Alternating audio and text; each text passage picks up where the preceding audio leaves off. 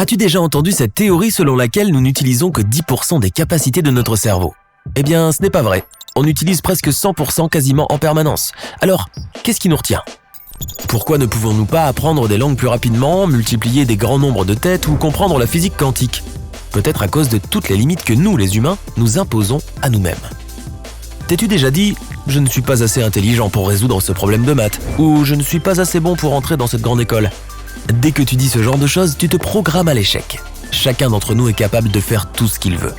En 1954, Roger Bannister a été la première personne à courir 1 mile en moins de 4 minutes. Pendant des siècles avant lui, tout le monde pensait que c'était impossible. Les gens disaient que ton cœur allait exploser si tu courais aussi vite. Mais ce Bannister l'a fait en tout juste 3 minutes 59 secondes. Et 3 mois plus tard, un autre athlète l'a fait aussi 1,5 secondes plus vite. Le dernier record en date est de 3 minutes et 43 secondes, soit 17 secondes plus vite que ce que nous considérions comme impossible. Beaucoup de tes limites sont dans ta tête. Tu ne sais pas vraiment de quoi tu es capable. Ton cerveau est comme un super ordinateur, il fait ce que tu lui dis de faire. N'oublie pas de lui donner des ordres motivants. C'est ce que font les athlètes, les PDG et les neurochirurgiens tous les jours. As-tu déjà été tellement intéressé par quelque chose que tu en as perdu la notion du temps? Que tu n'as pas regardé ton portable? Que tu n'as pas ressenti le besoin de manger, de dormir, de respirer? Les heures passaient mais tu ne le remarquais pas, tellement tu étais dans ce que tu faisais. Ce n'est pas un état très courant, mais cela t'est probablement arrivé au moins une fois dans ta vie. Soyons réalistes, ça semble parfait. Alors imagine si tu pouvais vivre dans cet état la plupart du temps. Avec des pauses pour manger et pour dormir bien sûr, car les humains ont encore besoin de satisfaire leurs besoins fondamentaux de survie. Mais imagine si tu pouvais être dans cet état chaque fois que tu étudies, travailles ou pratiques ton passe-temps favori. Tu serais la personne la plus productive du monde. Tu pourrais probablement obtenir ton diplôme de fin d'études secondaires à 14 ans et devenir PDG avant ton 20e anniversaire. Tu pourrais déjà avoir écrit une poignée de romans à l'heure qu'il est. Ce n'est pas de la science-fiction, ton esprit a vraiment le pouvoir d'être extrêmement productif et créatif. Et il s'avère que tu peux vraiment activer cette compétence dans ton cerveau tout seul. Le psychologue qui l'a découvert était un type curieux. Pourquoi certaines personnes, comme les artistes, continuent-elles à créer des chefs-d'œuvre même si cela ne leur apporte ni argent ni gloire?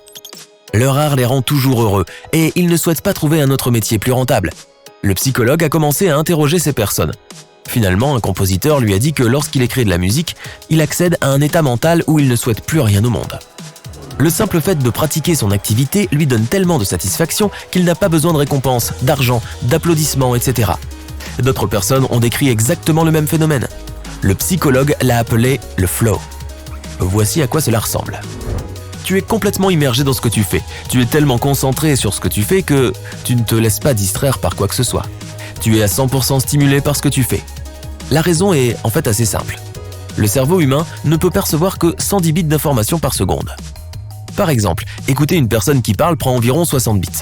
C'est pourquoi il est presque impossible d'écouter 2 personnes qui parlent de 2 choses totalement différentes en même temps.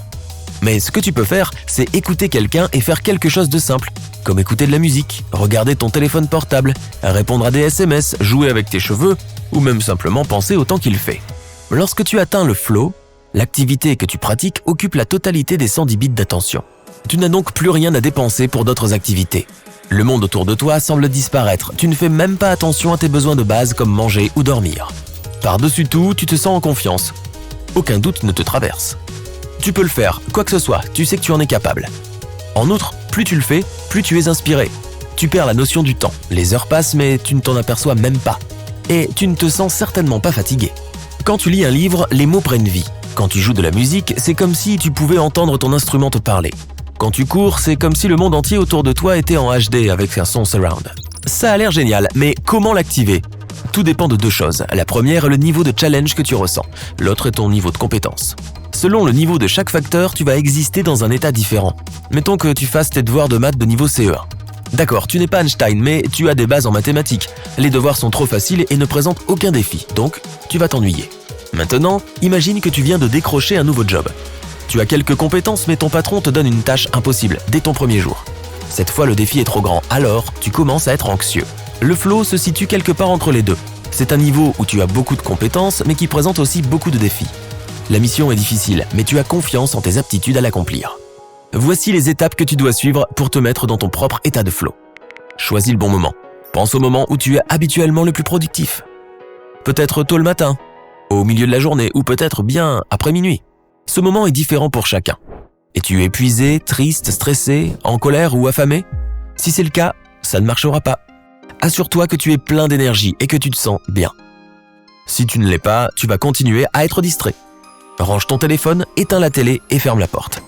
Si tu te laisses distraire en jetant un coup d'œil à une photo de chaton que ton ami t'a envoyée, cela peut te prendre environ 25 minutes pour l'oublier complètement et te concentrer à nouveau sur ta tâche. Mets ton téléphone en silencieux et range ton bureau pour ne pas avoir l'envie de le faire plus tard. Prends toutes les choses dont tu auras besoin pour ne pas avoir à te lever et à perturber ton flow. Maintenant, choisis ce que tu vas vraiment faire. Souviens-toi, pour te mettre dans le flow, tu dois faire quelque chose dans lequel tu es très habile et quelque chose qui te mette au défi. Mais attention, tu ne pourras pas atteindre le flow dans chaque activité. Il faut que ce soit une chose pour laquelle tu es déjà très doué. Les scientifiques estiment qu'il faut 10 000 heures de pratique pour devenir vraiment excellent dans un domaine. C'est-à-dire 3 heures par jour, tous les jours, pendant un peu plus de 9 ans. Choisis quelque chose de stimulant, quelque chose qui te donne l'occasion de grandir. Si tu choisis quelque chose de trop facile, tu t'ennuieras tout de suite. Mais ne vise pas trop haut, si la tâche est trop difficile pour toi, tu n'atteindras pas ce doux flow. Trouve une tâche précise. Cela t'aide à concentrer ton esprit et t'empêche de perdre du temps. Il peut s'agir d'écrire une histoire, de finir un tableau, de construire un business plan, etc. Assure-toi simplement de déterminer l'objectif. Quand tu es prêt, tu peux commencer à travailler. Mais ça n'arrivera pas tout de suite, c'est comme le sport. Tu dois d'abord t'échauffer un peu. Il faut généralement environ 15 minutes de forte concentration pour se mettre dans un état de flow. Et ne sois pas triste si ça n'arrive pas la première fois. Essaie de le faire aussi souvent que possible. C'est la chose la plus productive que tu feras de ta vie et peut-être celle qui te rendra le plus heureux. Il est bien possible que nous, les humains, ayons eu nos meilleures idées en étant en mode full flow. C'est alors que les compositeurs ont conçu leurs meilleurs morceaux, que les écrivains ont écrit leurs meilleurs romans et que les athlètes ont établi des records du monde.